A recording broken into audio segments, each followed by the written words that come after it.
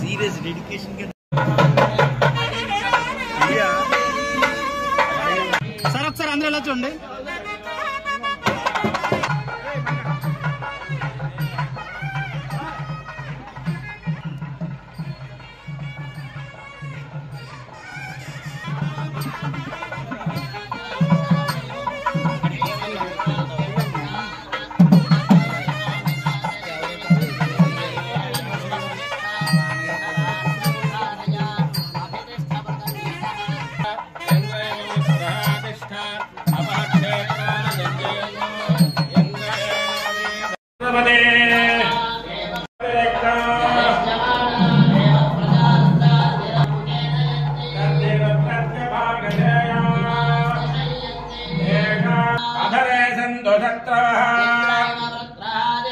अपक्षेत्राणि संजयन्ना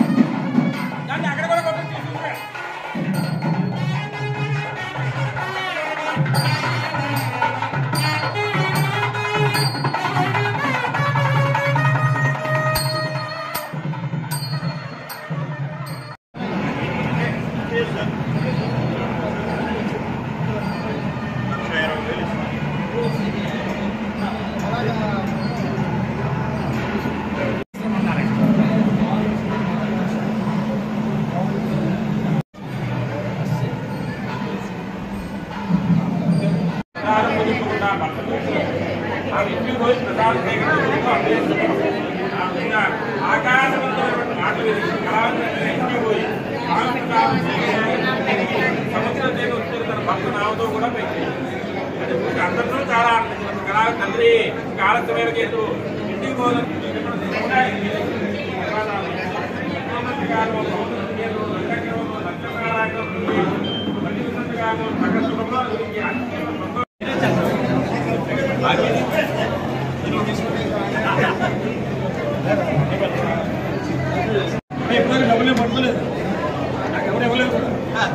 sir ఒకసారి ఎలా చూడండి. ఫోటో ఒకసారి అలాగే ఉంది సార్. ఒకసారి ఎలా చూడాలి.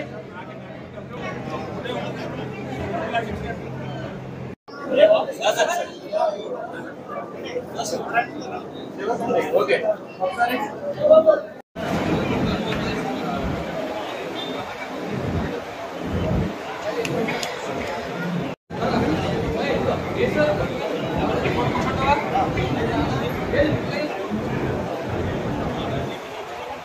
వైశ్య హాస్టల్ భవన నిర్మాణం గృహప్రవేశ కార్యక్రమాలు చేసుకున్నాం. ఇది రాజమండ్రిలో ఈ వైశ్య హాస్టల్ స్థాపించి దాదాపు నాకు తెలిసి 70 సంవత్సరాలు అవుతుంది. ఈ 70 సంవత్సరాలుగా అనేక వేల మంది 75 ఇయర్స్ అవుతుంది, కంప్లీట్ అవుతుందని చెప్తున్నారు. సో ఏదైనప్పటికీ కూడా రాజమండ్రిలో కొన్ని వేల మంది పిల్లలు ఇక్కడ ఈ వైశ్య విద్యార్థి వసతి గృహంలో చదువుకుని ఎన్నో ఉన్నతమైనటువంటి శిఖరాలకు వెళ్ళినటువంటి వ్యక్తులు కూడా మనకు తెలుసు. కొందరు డాక్టర్లుగా, ఇంజనీర్లుగా, ప్రొఫెసర్స్గా, లెక్చరర్స్గా, గవర్నమెంట్ ఎంప్లాయీస్గా, అలాగే ఇక్కడ రాజమండ్రిలో నుండి హాస్టల్లో చదువుకున్న వాళ్ళు కొన్ని ఇన్స్టిట్యూషన్స్ పెట్టడం, ఐటీలో ఉన్నతమైన స్థానాల్లో ఉండడం, లేక కొంతమంది ఐపీఎస్ కూడా సాధించడం రాజమండ్రి వైశ్య హాస్టల్ యొక్క ఘనతని చెప్పి కూడా మీకు తెలియజేసుకుంటూ, రాజమండ్రిలో పెద్దలు పూర్వీకులు ఈ రాజమండ్రిలో వైశ్య హాస్టల్ నెలకొల్పాలని ఆ రోజుల్లో ఆలోచన చేశారు. ఆ ఆలోచనకు అనుగుణంగానే రాజమండ్రి మో మార్కండేశ్వర స్వామి ఆలయం పక్కనే మరి ఆ రోజు నిర్మాణం చేసుకోవడం జరిగింది. అది అక్కడ ఉన్నటువంటి సిచ్యువేషన్స్ని బట్టి అక్కడ చుట్టూ కళ్యాణ మండపాలు రావడం, చుట్టూ ఆధ్యాత్మిక కార్యక్రమాలు జరగడం, పిల్లలందరికీ కూడా కొంచెం డిస్టర్బెన్స్ క్రియేట్ అవుతున్న నేపథ్యంలో మరి ఇక్కడ ఒక స్థలం ఎక్వైర్ చేయడం, దాదాపు 1700 గజాల స్థలాన్ని ఎక్వైర్ చేసి ఈ స్థలంలో ఒక నూతన నిర్మాణం జరగాలని చెప్పి ఆలోచన చేసి మన రాజమండ్రిలో కానీ పరిసర ప్రాంతాల్లో ఉన్నటువంటి వదాంజులందరూ కలిసి మరి ఒక నిర్ణయం తీసుకుని దాదాపు సర్వాంగ సుందరంగా హైజెనిక్ ఫెసిలిటీస్తో, ఇంటర్నెట్ సౌకర్యంతో, వైఫై సౌకర్యంతో, పిల్లలకి కూడా అన్ని రకాల వాళ్ళ అభిరుచులకు అనుగుణంగా ఇక్కడ 200 మంది ఏకకాలంలో అకామిడేట్ అయ్యే విధంగా మరి ఇక్కడ రూమ్స్ నిర్మించడం జరిగింది. 60 రూములతో నిర్మాణం, ఒక లైబ్రరీ హాలు, ఒక జిమ్, అదే కాకుండా ఒక అడ్మినిస్ట్రేటివ్ బ్లాక్ కింద ఇంకొక బ్లాక్ నిర్మాణం చేయడం, అలాగే కంప్యూటర్ ల్యాబ్ ఒకటి పెట్టుకోవడానికి ప్రయత్నం చేస్తున్నాం. అంటే ఇక్కడ దాదాపు రాజమండ్రిలో ఈ పరిసర ప్రాంతాల్లో ఆంధ్ర రాష్ట్రంలో ఎక్కడ వైశ్య హాస్టల్స్ ఉన్నప్పటికీ కూడా రాజమండ్రి వైశ్య హాస్టల్కి ఒక ఘనమైనటువంటి చరిత్ర ఉంది. ఆ చరిత్ర నేపథ్యంలోనే మా తరంలో అంటే మేము ఉన్నటువంటి జనరేషన్లో మరి ఈ నిర్మాణం జరగాలని చెప్పి ఆలోచన చేసి రాజమండ్రిలో వైశ్య హాస్టల్ మరి 6 స్థలం ఎక్వైర్ చేయని టైంలో మరి బాబ్జీ గారు కూడా ఆ రోజు జనరల్ సెక్రటరీగా ఉండడం, ఆ రోజు శేషయ్య గారు లాంటి పెద్దలు కూడా దీనికి నాయకత్వం వహించడం, కోరదమాస్ ప్రభాకర్ గారు కన్స్ట్రక్షన్ కమిటీ చైర్మన్గా ఉండడం, డోనర్స్ కమిటీ చైర్మన్గా కూడా ఉండడం, అలాగే ఇప్పుడున్న వైశ్య హాస్టల్ కమిటీ ఎవరైతే ఉన్నారో అధ్యక్షులుగా కనకేష్ గారు, జనరల్ సెక్రటరీగా సత్యవరపు సాంబశివరావు గారు, అలాగే ట్రెజరర్గా మన మండవిల్లి శివ, వీరందరూ కూడా ఇంకా అనేక మంది స్నేహితులు మరి ఈ కష్టంలో భాగస్వాములు అయ్యారు. ఇది రాజమండ్రికి ఒక ఎసెట్ అని చెప్పుకోవచ్చు. కారణం ఏంటంటే మా పూర్వతరాల వారు, పూర్వ వైశ్యుల పెద్దలందరూ కూడా రాజమండ్రిలో కొన్ని ఇన్స్టిట్యూషన్స్ పెట్టి మరి రాజమండ్రిలో వైశ్యులకి ఒక రకమైనటువంటి గౌరవాన్ని తీసుకొచ్చే విధంగా ఆ రోజులో ప్రయత్నం జరిగింది.